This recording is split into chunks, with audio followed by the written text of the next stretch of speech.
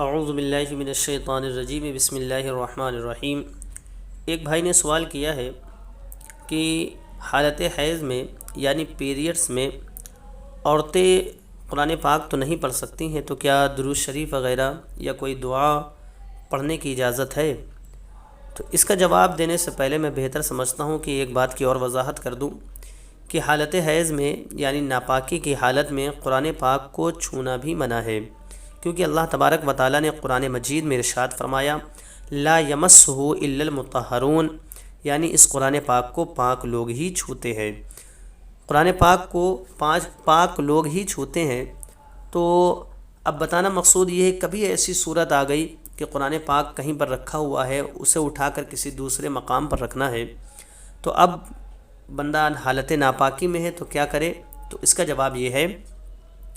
کہ قرآن پاک کو کھلے ہاتھ سے چھونا حالت ناپاکی میں منع ہے۔ ہاں، اب اٹھا کر کسی دوسرے مقام پر رکھنا ہے تو کسی کپڑے کے ذریعے سے، اس کپڑے کی بات نہیں کر رہا جو انسان خود پہنے ہوئے ہے، بلکہ کوئی الگ سے کپڑا لے، اس کے ذریعے سے قرآن پاک کو اٹھائے، پکڑے اور دوسرے مقام پر رکھ دے، اس کی اجازت ہے۔ اب رہا آپ کا یہ سوال کہ حالت حیض میں دعا وغیرہ یا درود شریف وغیرہ پڑھ سکتے ہیں، تو اس کا جواب یہ ہے حالت حیض میں کچھ پڑھنے یا نہ پڑھنے کا بنیادی اصول یہ ہے کہ حالت حیض میں بہنیں قرآن پاک کو قرآن پاک کی نیت سے نہیں پڑھ سکتی، قرآن پاک کو قرآن پاک کی نیت سے نہیں پڑھ سکتی۔ اب اگر کوئی قرآن پاک کی ایسی آیت ہے جو بطور دعا یا اللہ تبارک و تعالیٰ کی تعریف کرنا مقصود ہو تو اس کی بالکل اجازت ہے، جیسے قرآن پاک کی ایک آیت ہے ربنا آتنا فی الدنیا حسنۃ وفی الآخرۃ حسنۃ وقنا عذاب النار، تو یہ قرآن پاک کی آیت ہے، لیکن بطور دعا اگر آپ پڑھنا چاہیں تو بالکل اس کی اجازت ہے، کوئی ممانعت نہیں ہے۔ ایسے ہی آیت الکرسی قرآن پاک کی آیت ہے، لیکن پوری آیت جو ہے وہ اللہ تبارک و تعالیٰ کی مدح میں ہے، اللہ تبارک و تعالیٰ کی تعریف میں ہے، تو اس کو بطور تعریف کرنا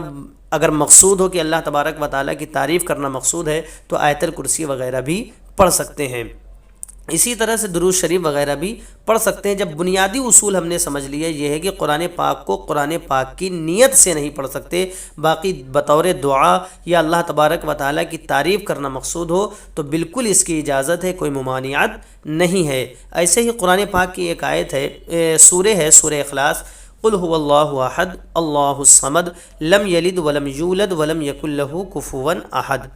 اب اگر اس میں سے لفظ قل نکال دیا جائے، یعنی لفظ قل ہٹا کے پڑھا جائے، تو پوری کی پوری سورہ جو ہے اللہ تبارک و تعالیٰ کی مدح میں ہے، اللہ تبارک و تعالیٰ کی تعریف میں ہے۔ بالکل اجازت ہے کہ لفظ قل نکال کے آپ پڑھ سکتے ہیں اللہ احد اللہ الصمد لم یلد ولم یولد ولم یکن لہ کفوا احد، تو یہ اللہ تبارک و تعالیٰ کی مدح میں ہے، تعریف میں ہے، تو اس کو پڑھنے کی اجازت ہے۔ لیکن آپ نے لفظ قل کے ساتھ اگر پڑھا، یعنی قل هو اللہ احد لفظ قل کے ساتھ پوری سورہ پڑھا، تو یہ قرآن پاک ہی جو ہے اس کا مفہوم یعنی قرآن پاک ہی سمجھا جائے گا، تو اس کو پڑھنے کی اجازت نہیں ہے۔ جب بنیادی اصول یہ سمجھ میں آ گیا کہ قرآن پاک کو قرآن پاک کی نیت سے نہیں پڑھ سکتے، تو اب بطور دعا کوئی آیت پڑھنا چاہیں یا اللہ تبارک و تعالیٰ کی تعریف کرنا مقصود ہو تو آپ بالکل اس کو پڑھ سکتے ہیں، کوئی ممانعت نہیں ہے۔ اور ایسے ہی درود شریف وغیرہ بھی آپ پڑھ سکتے ہیں، اللہ تبارک و تعالیٰ کے جو اور ذکر ہیں وہ بھی کر سکتے ہیں،